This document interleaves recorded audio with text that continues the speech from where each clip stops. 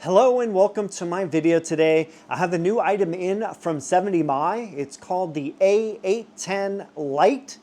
And this dash cam has a 4K front and HD rear cameras.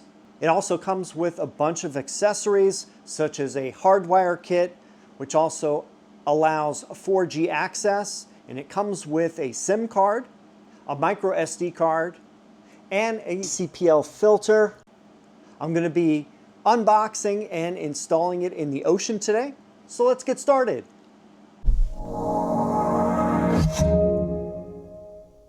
All right, here is the box it all came in. Gonna just take each one out. We have the dash cam kit itself. We have a SD card, CPL filter, and a Hardwire Kit. Let's start with the dash cam itself. And here we go. The 4K A810 Lite set. Let's see, we have some information on the side. 4G compatible, voice control, front 4K and rear 1080p, buffered emergency recording. We have super capacitor, built-in GPS, Wi-Fi 6, 2.4 gigahertz and 5 gigahertz, so greatly enhanced speed over normal dash cams. And it has parking surveillance. And on the back, we have some more information. So let's open it up and see what's inside. On top, we have a bag that has a whole bunch of items in it. We have a couple of clear plastic adhesive for the camera mounts. We have 2 for the rear, 2 for the front. We have the user manual for the rear, and we have the user manual for the main unit. So tons of information in that. We also have some replacement double-sided tape for the front and rear mounts. And let's pull out this here. We have some plastic pieces here for holding down wiring. I usually don't use these. I usually tuck all the wires behind the headliner, so I don't need to have those, but they are there in case you want to use them. We have a plastic pry bar to help with the installation. We have a long cable here. This is for the rear camera. We also have another USB cable, and this is for powering the main unit. We also have a 12-volt adapter for the USB plug. So if you're not using a USB outlet for the connection, you can use one of these with the 12-volt outlet for power. And that's all that's in there. Let's have a look at the main unit itself.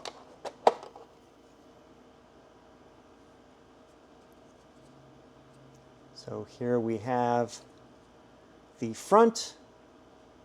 We have the camera lens right here.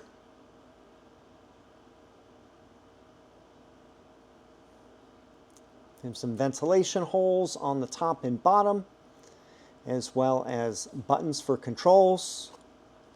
This is button 1, button 2, button 3, and button 4, as marked on this sheet here. Then on this side, we have the MicroSD port. We have the power button. And on this side, we have the AV in, which is the rear camera connection. And then we have the DC in, which is the USB power. That's about it, very compact. And then this up here is the mount. There'll be a plastic piece that will insert onto the windshield and will attach that to the car. In fact, that is right here. So that would go, basically it would slide in here and then click in to attach.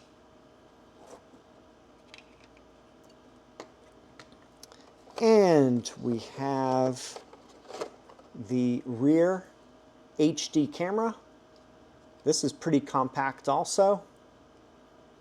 It can rotate for best visibility out of the rear window. And then we have the cable that connects to the one that we showed right here. And then this would get routed from the back of the car to the front, where it will attach to the main unit. Let's have a look at the 70mm CPL filter. This helps protect the lens itself, but it also gives you the ability to cut glare on reflections on the windshield. So that is very nice to have. Here's a close look at the filter itself. It rotates around.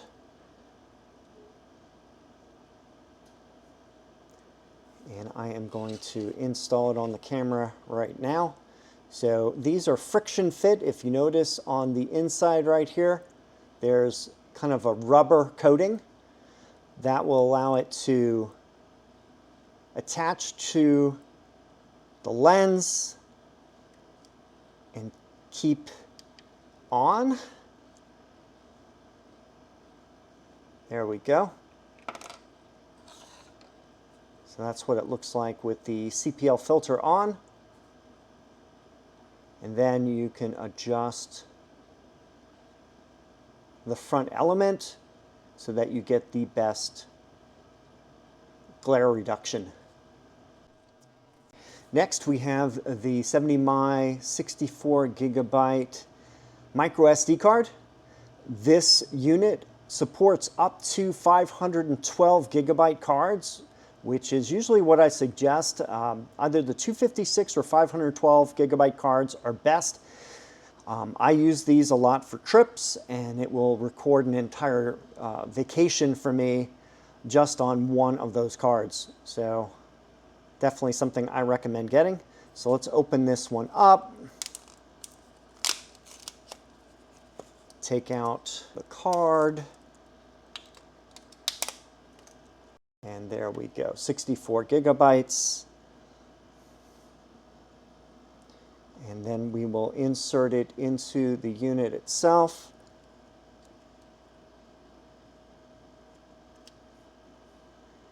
I always forget which direction. On this one, the label goes towards the driver. So if you insert it like that,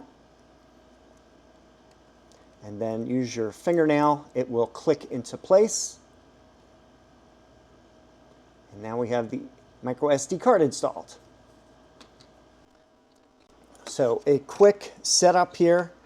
You would attach the rear camera to the cable.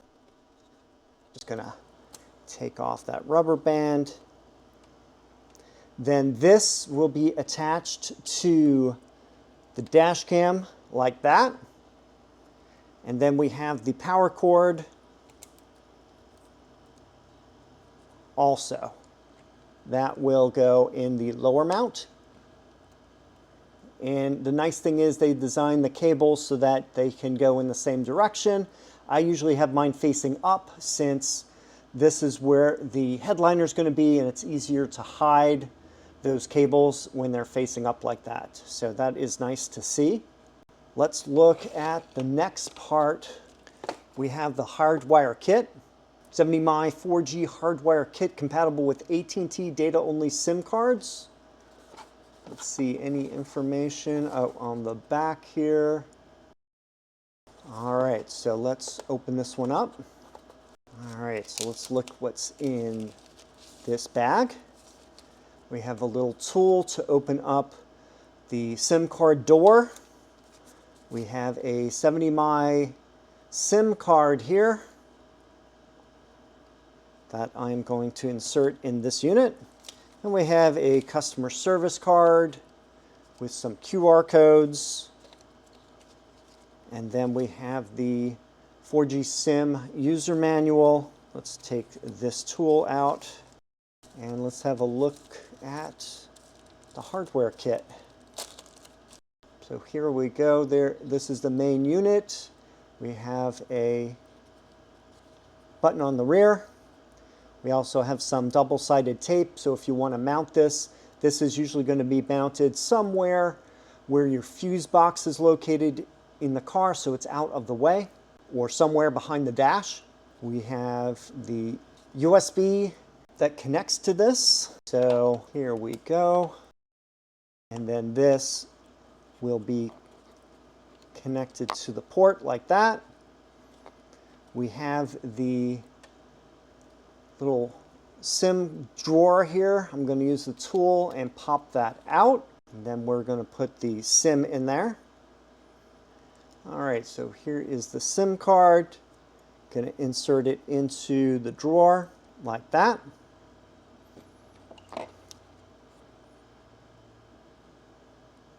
Then insert it into the unit. And this here is the hardwire portion. So this will allow you to connect to the fuse box. We have the ground wire. And then this one is the VCC and the ACC. So this is going to be connected to the always-on power to the 12-volt battery. And this is going to be connected to the accessory port, which is only going to be on when the car is powered on. So that's what we're going to be doing. I am most likely going to be adding something to the ends of this. They're called fuse taps, and they are a handy way to connect to the fuse box. In fact, I have them right here. This one is the battery, and then I already have the fuses installed. Then I just need to connect this one to here, and I am going to attach that. And then this other fuse tap is going to be the accessory, and that one goes to the yellow. And then I'm going to connect that here. Oh, one thing I must say is for this cable here, this is going to go to the dash cam. So I'm not going to be using the one that comes with the kit right here. This one would only be used if it is using that USB outlet or the 12-volt outlet. So I am going to be using this cable, and then this is going to be powering the dash cam. I almost wish that this had the angle on it, but unfortunately it does not. So I'm going to just have to route it up to the top of the windshield like that. So it's basically what we're going to be doing. So this is the hardware kit. This is going to provide the power to the dash cam when the vehicle is running, and also when the vehicle is stopped. This can talk to the dash cam and tell it to go into parking or surveillance mode, and that will allow flexible usage of the dash cam.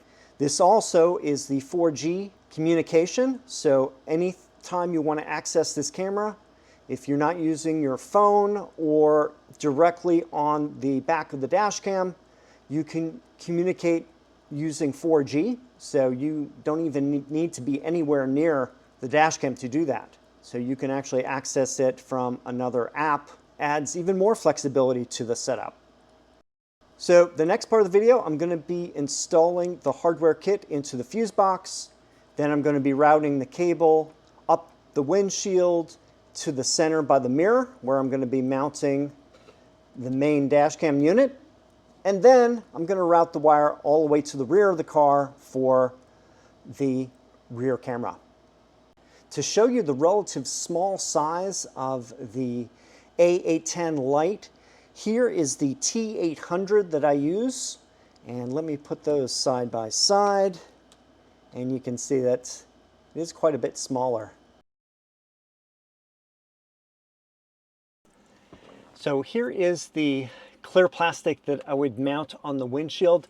I already happen to have one mounted here for my T800, and it would go roughly in that position. But since this one's already installed and leveled, I'm just going to put the mount onto the existing mount right here. But if you were using this, you would level it right in this area here underneath the mirror and then apply it.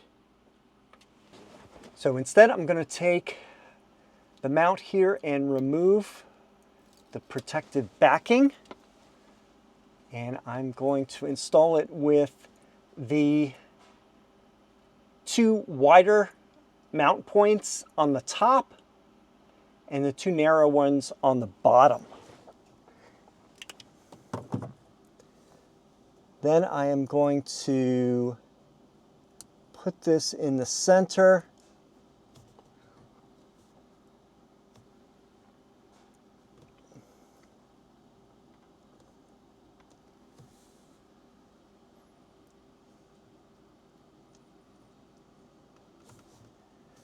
And that looks nice and level. Press it down. And then the dash cam itself would just go onto this plate. So you just put it slightly above, and then it slides down into place. You want to give enough room between the mirror housing and the mount so that you can actually remove this if you want in the future. So I would press up, and then this would pull out. And then you would just have the mount base on the windshield like that.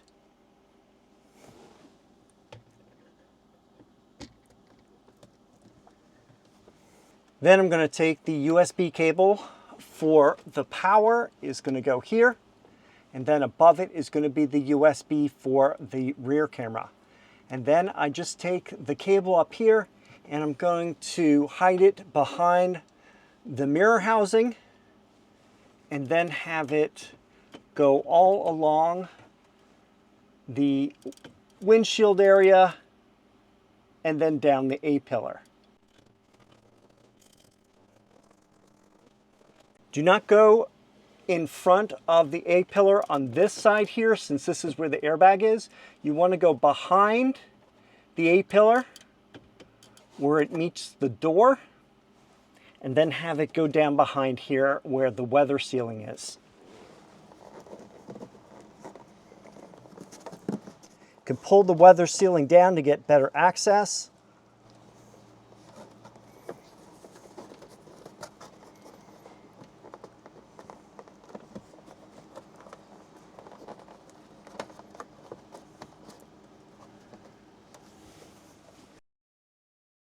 Then take the plastic pry bar and push the wiring behind the headliner so that it's not visible. Now I routed it behind the A-pillar here, and then I'll just have it go down all along here and then down to the fuse box. We need to remove the door threshold right here. It will pop up. Then you can move the weather stripping out of the way. Pull on the trim, and this piece will come out.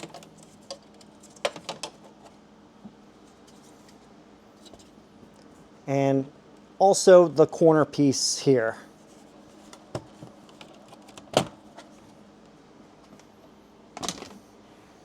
The fuse box is right in this area, so we just need to pull down this panel here to get access.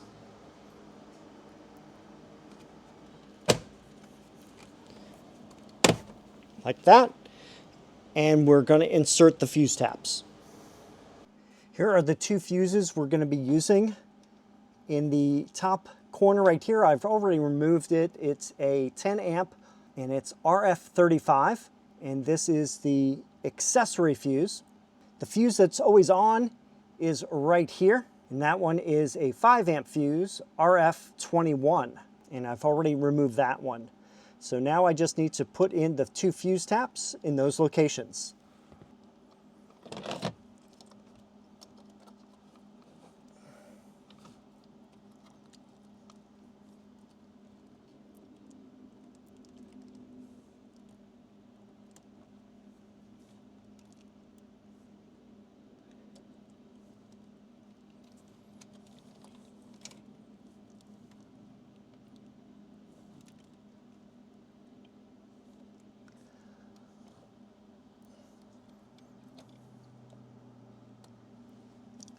There we go. There is that one. And then this one goes right in this position here.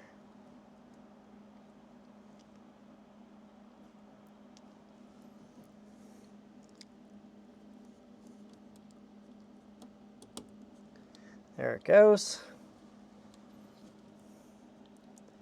So now we have the RF35 fuse in. This is the accessory. And then the other one down there is the RF21, which is always on. Now, this is going to be different on different cars, but for the Ocean, these are the ones that I recommend using.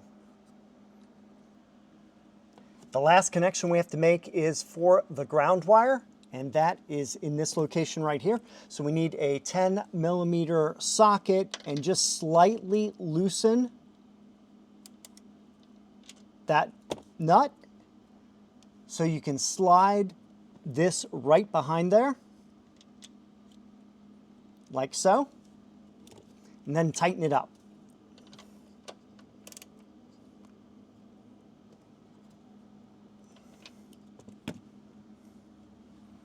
At this point, you can tighten the wires behind here and use some zip ties. I happen to have another electronic item in here too, so there's additional wires, so most of this is not for the dash cam.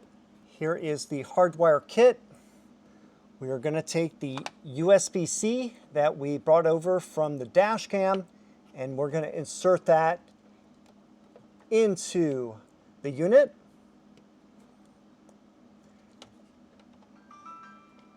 And then I am going to zip tie all of these items in the area behind here on the dashboard so that nothing moves around. And after I get that done, I am going to put all of the trim panel pieces back together again. The last thing we need to do is attach the rear camera to the main dash cam. So we have the USB cable here, and I'm going to route it from here to the rear of the car. I'm going to insert it now right here. Then I'm just going to tuck it behind the trim panels and up above by the windshield here so that it gets hidden, and I'm just going to route it all the way to the back of the car.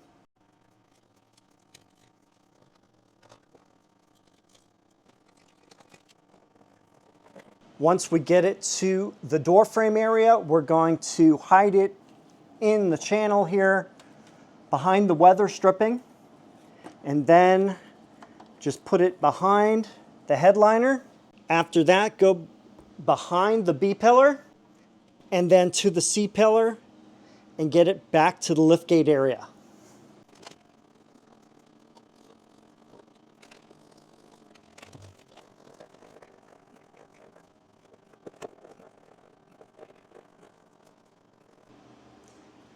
So the cable is now behind the weather stripping in this area right here, and it goes from the B pillar to the C pillar.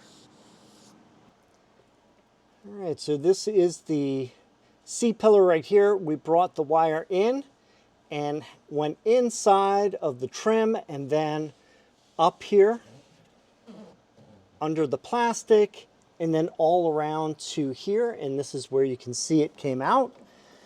And I am in the liftgate area. Let me show you right here.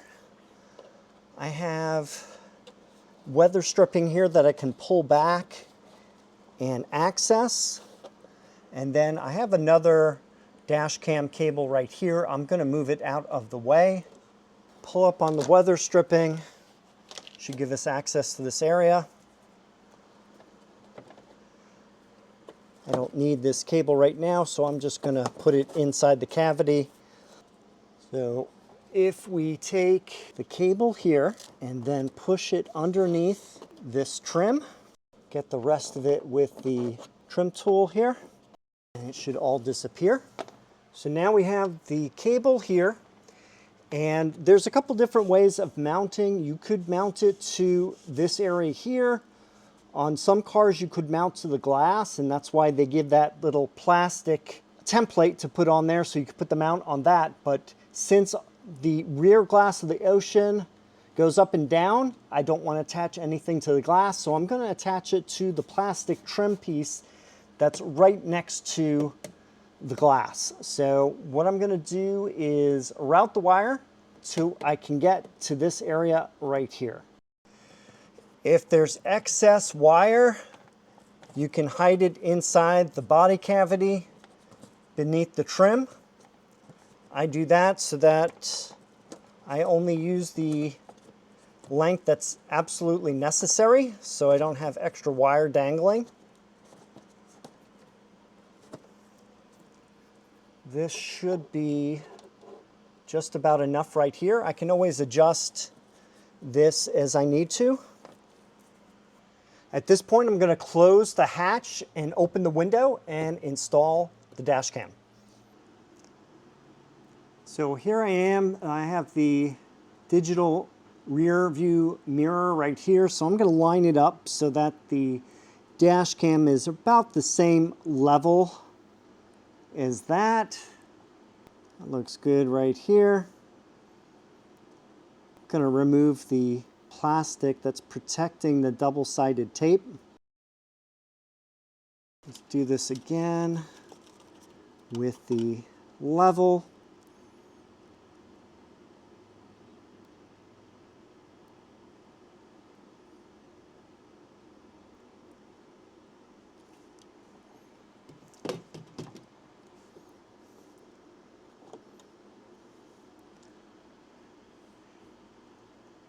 Then I can remove the protective plastic from the lens. And we should be good. Don't forget to connect this end into the USB cable.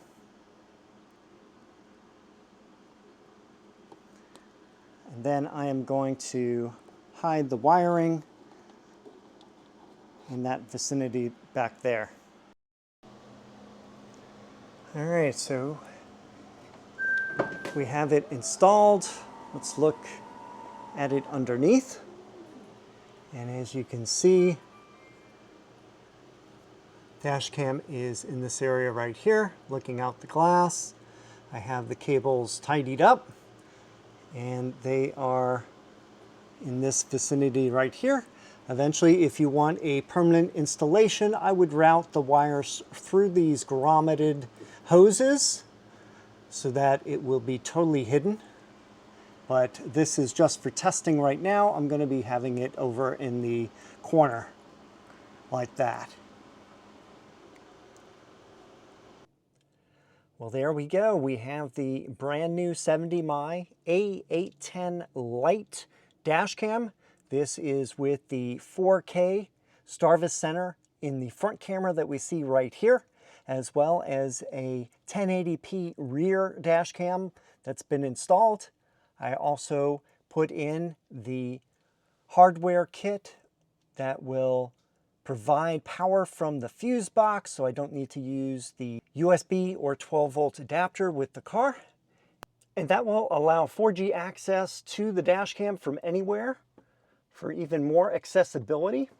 In the next video, I'm going to be covering the software setup and some sample driving.